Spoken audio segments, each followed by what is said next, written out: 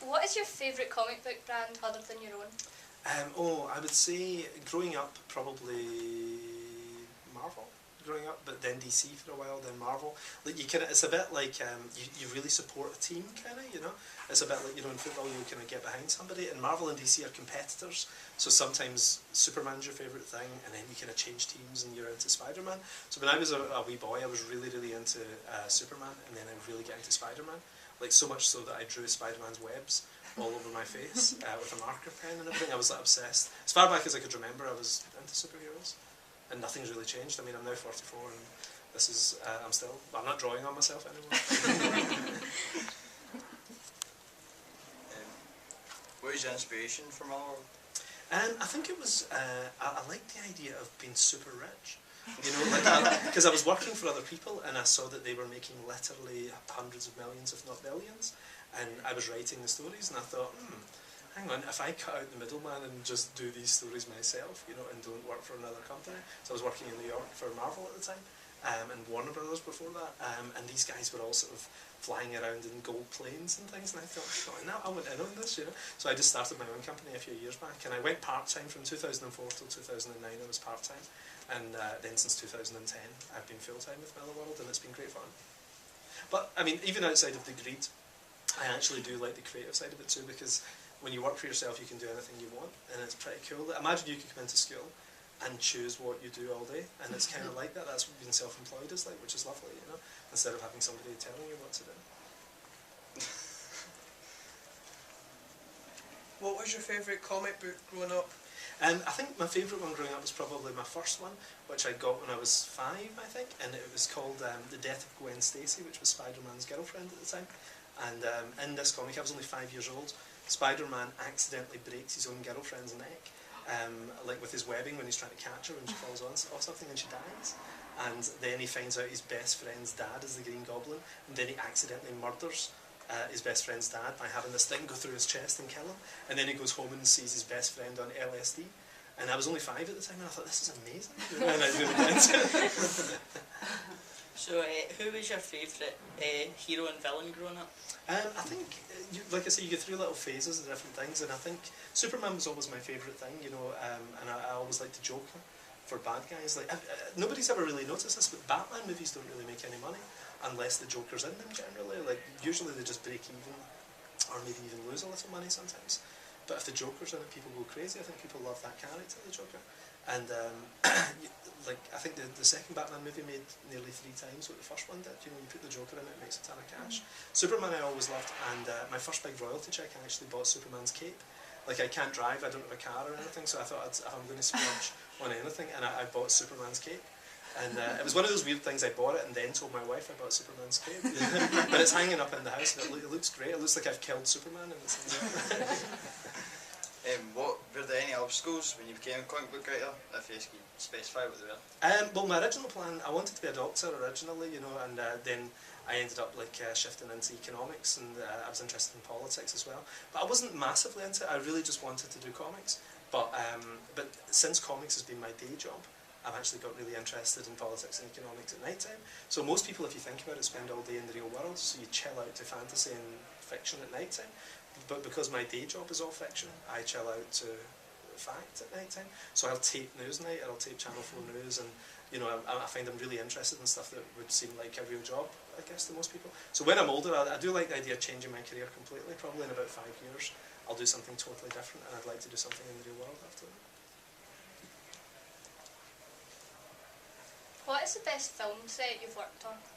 I think the one I was on a few weeks ago, actually, Secret Service. It's the new movie that we're doing just now. Like Kick-Ass 2 was followed very quickly with Secret Service as the next thing we were shooting. And I think the scale of it was really exciting. At the very end of the movie is a big fight with Samuel L. Jackson and the hero of the thing, who's a new guy, you know, fighting inside Mount Everest. And there's a mile-long facility inside Mount Everest where the bad guy is.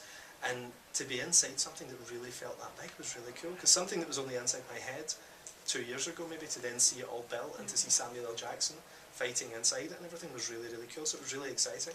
And yeah, I think that's probably out of all the ones I've seen. I don't know, Wanted was cool as well, because we had a train set we wanted, which was really cool. Like, we had a real life train that you could operate by just pulling a lever back and forward, and it would move back and forward for all the stunt people to work on. So you get really cool, big, expensive toys like that on sets, which is always good. Is it, sorry, I'm not putting in, but is it true that Lady Gaga, Elton John, Taylor Swift, and I think somebody else can't remember? David Beckham. Yes. Is it true they're going to be the cast for it? No. But they were briefly, actually, as it turns out. Like, part of the plot of Secret Service was there's some nerd who's kidnapping all these random celebrities around the world, and people are trying to figure out, the Secret Services are trying to figure out why are people from Star Trek and Doctor Who, but also meteorologists and rock stars and things, you know, all being kidnapped, and it's all part of this big plot that the bad guys got going. So we thought it would be cool to have some fun cameos in there, but quite a lot of the ones we wanted to do, they all had to shoot on one day, and you've got some of the busiest people in the world, so you could get any one of them for one day, but you couldn't get 40 of them all appearing on the day we wanted them, so we ended up like slightly changing it. But everybody was saying yes, and then when we tried to line the diaries up, it just didn't work, which was a real pain, because it would have been really cool, you know. Like my daughter was doing, my oldest daughter, was doing job experience on the set, and she was really excited. She brought her autograph book down and everything, and then ended up, there was hardly any of them at all. You've worked with both Marvel and DC in the past. Would you ever consider going back? I think so, probably at some point, you know, but like I say, I'm doing this company myself just now, and I like the idea of having 10 years, just me. And then I think I would do Marvel and DC stuff just for fun. Maybe one project every 2 years or something, maybe at the end of this decade. But to be working in an entirely different job at the time, like I wouldn't be a writer, I don't think. I think I would do something entirely different, but I'm not sure what that is really. Why did you set the Kick-Ass comics around school children? I think, well, people always say to write what you know, and like through my life I've only known a small number of things. I know what it's like to be a toddler, I know what it's like to be a schoolboy, I know what it's like to be in my 20s, and when I wrote Kick-Ass in some of my 30s as well. So my life experiences were so small that school was one of the biggest things, you know. So I was in school like you guys for 12 years, so I had loads of stuff I could draw on, and I knew that's probably when I was at my most fanatical. Like I was really into superheroes and things when I was the same age as Kick-Ass, like 16 years old. So it seemed a really easy one to kind of set it around, and I based different characters in the movie and in the comic on my friends at school, and they were at the premiere, and they were like when they were watching the movie, you could see them one by one realising who they were in the film. So what are your main goals now that you've established your company and everything? I think I'd like to do what Stan Lee did, like back in the 1960s. Stan Lee, if you think about it, it's pretty amazing. He created Spider-Man, he created the Hulk, Fantastic Four, X-Men, all these amazing characters, you know, that have all gone on and become big international brands. And, you know, I'm full of admiration for what like Ian Fleming did with Bond. He created Bond and Chitty Chitty Bang Bang. J.K. Rowling created Harry Potter and everything, but Stan Lee has created, you know, that we've seen so far probably about 11 big international franchises, but he's created much more besides that, and I'd love to create 25. That's my plan. I'm on about number 10 at the moment, I think. So what I'll do is I'll create them as books, make them into films, and then have them as games and toys and that kind of thing. But my plan between now and the end of the decade is to have 25 of them in total. And that's beyond that, like I say, I'm not sure, but that's I like to look in 10-year chunks at what I'm planning to do, and then you know, so that's what I'm doing. I've literally got every week planned out for the rest of this decade, which is crazy. Who's the gayest? Who is the gayest artist? Love to edit.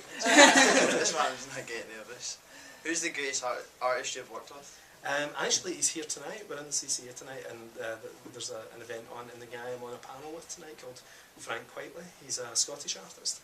He's probably the best. Another guy, the guy who drew Kick-Ass, is amazing, and he's about 59, and when I was a kid he started working at Marvel when I was 6, so working with him is quite weird. It's a bit like, you know, playing football with a football legend, or being an actor with an acting legend or something. Getting to work with him was amazing, you know, and we became really good friends as well.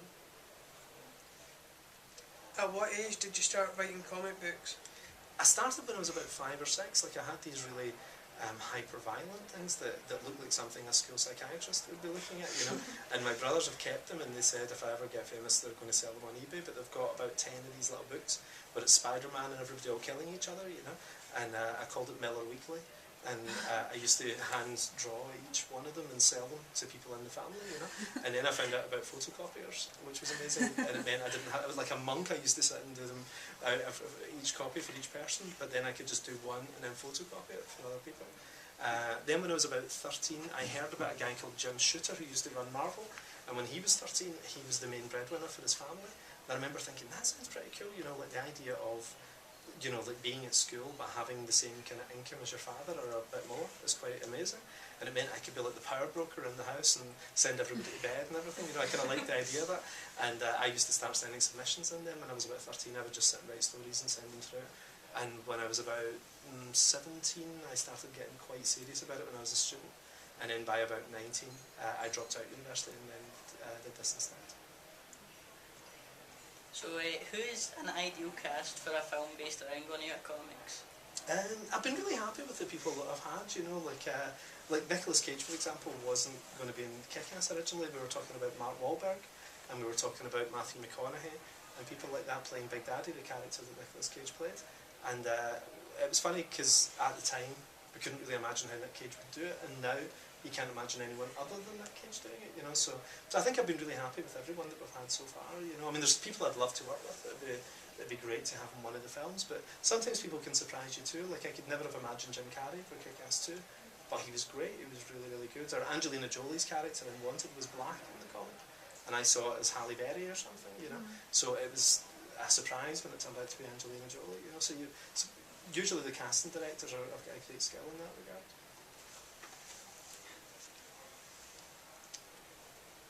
Is there any other artists you would like to work with? I think I've been quite lucky actually. Nearly everybody that I have worked with has been great. I mean, I don't know how geeky you guys are, you know, to name names and everything, you know, but there's a guy I really love called Travis Charest. He's amazing, and he married this girl who, rumour has it, is the heiress to some wine fortune, and he never has to draw. He's so brilliant, but he's so rich now that he doesn't have to draw. And I'd love him to just sort of, he's only 38 or whatever, you know, but to sort of come out of retirement. He retired about 25 when he got married, you know, and I'd love him to come back and do some work, you know. So he did a cover for me, and I think that took about a month or something, so he's quite slow but brilliant. What are your future plans or ideas? Like I say, I like the idea of creating these new franchises. I'm on about number 11 just now. I've got another 14 or so to do. So I've got notepads and post-it notes all over the walls in the house. The house looks like a serial killer's house. It's just all these strings everywhere and post-it notes and things written on the wall, but usually just in my little part where I work and everything. The rest of the house looks quite normal. Do you feel the films of your comics represent what you put on the page well? Yeah, I think one of the things I was very specific with was to be a producer on the films as well, so that I could be happy with it. Like J.K. Rowling did that with Harry Potter, and I know Stephen King was really unhappy when he did some adaptations of his work he didn't like The Shining. Even though it's a great film, he was really disappointed with it. And I always thought it was really important to make sure I was sitting at a table and could make a veto decision, you know. So the nice thing about owning your own work is that you can stop people if you don't like what they're doing, and even when there have been changes, I've been really happy with the changes. So it's what it's tended to work out, and they've usually been for good reasons, you know. It's not just, you always imagine Hollywood guys are stupid and they make bad decisions and everything, but one thing I've really found is they're really, really smart and great, you know. Even if movies are bad in the end, nobody set out to make a bad movie, you know. It's just by accident it can sometimes happen, but usually decisions are made for the best reasons. How do you compare working with established characters like the X-Men or Superman to creating your own universes? That's a really good question. It's much harder actually, because you start from scratch. It's a bit like, you know, assembling something from pieces, you know, to do something like Superman or Batman, because it's all there. You have a bad guy called Two-Face or the Joker or something, and you have a hero and you have a city. So the story you just assemble, really, you know. Whereas if you're starting from scratch, it can be anything. If you've got a blank page, your story could be set in Mars 10,000 years in the future, or it could be a historical thing on Earth, or whatever. You're starting from scratch, so it's much, much harder. But the thing that's good about that is you can do anything you want, which is nice, and also you don't have to think about other people's stories, because sometimes I've written, especially Marvel comics, you know, maybe a comic where Captain America is maybe meeting, you know, Iron Man's auntie or something like that, you know, and I'll write a scene like that, and then somebody says, oh, 15 years ago there was a scene where he met her already and he really didn't like her. And I was like, oh, I hadn't read that, you know. So continuity is a real problem when you do Marvel or DC characters. I quite like doing that stuff.